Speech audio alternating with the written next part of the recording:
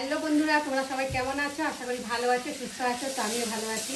মৌসুমি official চ্যানেলে তোমাদের সবাইকে স্বাগত জানিয়ে আজকে আবার চলে এলাম দিদি ব্লগ নিয়ে। তো আজকে রান্না করব ওই যে পটল আলু আর চিংড়ি মাছ। পটল আলু আগে প্রথমে ভালো করে ভেজে তুলে নিয়েছি, আর এখন চিংড়ি মাছটাকে ভাজি। তো ভাজা হয়ে গেছে, এখন একে একে চিংড়ি মাছগুলোকে তুলে নেব। চিংড়ি মাছ ভাজে না করার যা অবস্থা হয় কি বলবো।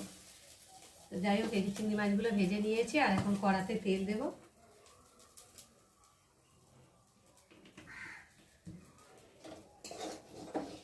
তেলটা গরম হয়ে গেছে। চিংড়ি মাছগুলো তো লেগে যাচ্ছে কড়ার মধ্যে, যতই নুন টুন দিয়ে ভাজো লেগে যাবে। তো যাই হোক, এখন আমি ফোড়নে দিয়ে দেবো তেজপাতা আর দেবো গোটা জিরে।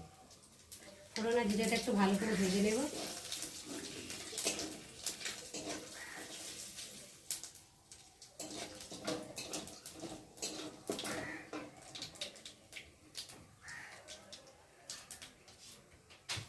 তো ততক্ষণ ভাজা ভাজা হোক। আর এই যে টমেটোটা কাটা হয়নি, এখন এই কেটে আকাশ যা পড়েছে, মানে জোরে একটা বৃষ্টি নামবে, মেয়ে একেবারে কালো হয়ে এসেছে। যাই হোক, ফোড়নটা ভাজা হয়ে গেছে,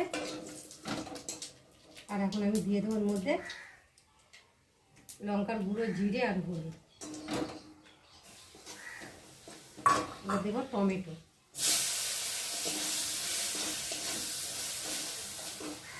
দিয়ে দেবো স্বাদ মতো নুন।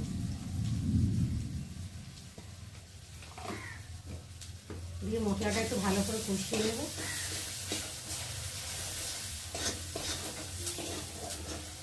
কষানো হয়ে গেছে, আর এখন এই যে ভেজে রাখা আলু পটলটাকে দিয়ে দেবো।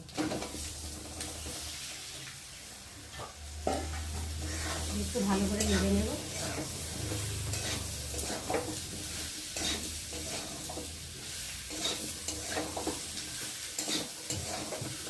পটল আলু তরকারি করতে হবে তো, সব কিছু একটু পটল আলু টালু ভেজে তুলে নিলে, ভেজে ভেজে করলে তবে টেস্টটা খেতেও ভালো লাগে। আর দেখতে পাচ্ছি ঘেমে যাচ্ছি, অবস্থা হয়ে যাচ্ছে, এত গরম লাগবে। আর কারেন্টটা নেই, কারেন্টটাও চলে যাচ্ছে। আর এখন এই যে ভেজে রাখা চিংড়ি মাছটাকে দিয়ে দেবো।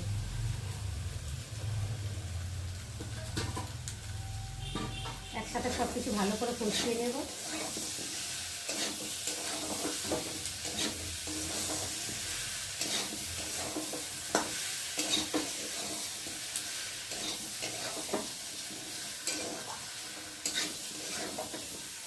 কষানো হোক, আর আমি জলটা এদিকে রেডি করি। যত কষাবে তত তরকারি টেস্ট হবে। দেখতে পাচ্ছ আকাশ কেমন ঘুম ঘুম করে আওয়াজ করছে।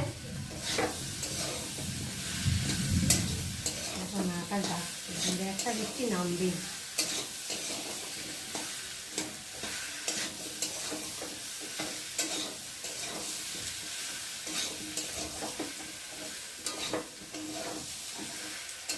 তাড়াহুড়ো করছে, বাইরে জামা কাপড়ও রয়েছে।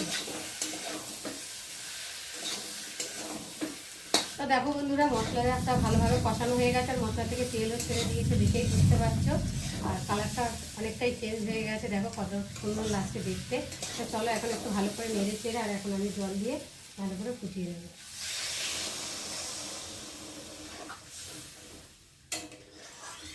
ভালো করে নেড়ে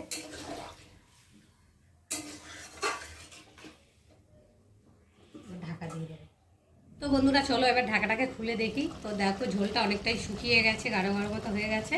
আর এখন নামাবার আগে আমি একটু গরম মশলা দিয়ে দেবো, আর একটু দিয়ে দেবো স্বাদ মতো চিনি। গরম মশলা চিনিটা একটু ভালো করে নেড়ে নেব।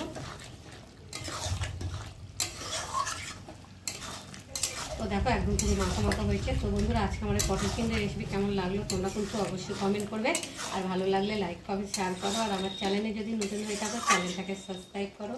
আবার দেখা হবে তোমাদের সাথে পরের ব্লগে, ততক্ষণ তোমরা তোমাদের খেয়াল রাখো। তোমরা আমার চ্যানেলটাকে সাবস্ক্রাইব করতে থাকো, আর আমি এদিকে ঢালতে থাকো।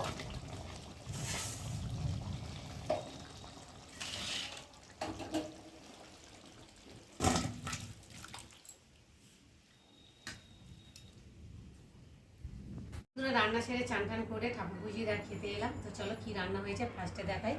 সাদা ভাত, আর আর এখানটায় তো তোমাদের সাথে শেয়ার করেছি কুমড়ো আলু চিংড়ি মাছের রেসিপি। আর এখানটা করেছি ডাল, উচ্ছে দিয়ে গাঢ় গাঢ় করে ডাল করেছি, মুসুরি ডাল দেখো। আর এখানটা রয়েছে ডিম সেদ্ধ, শসা আর কাঁচা পেঁয়াজ আর গন্ধরাজ লেবু। কাঁচা পেঁয়াজ আমার খেতে তো ভীষণ ভালো লাগে, ভাতের সাথে বিশেষ করে রুটির সাথে। তোমরা কারা কারা কাঁচা পেঁয়াজ পছন্দ করো আমাকে কিন্তু অবশ্যই কমেন্টে জানিও।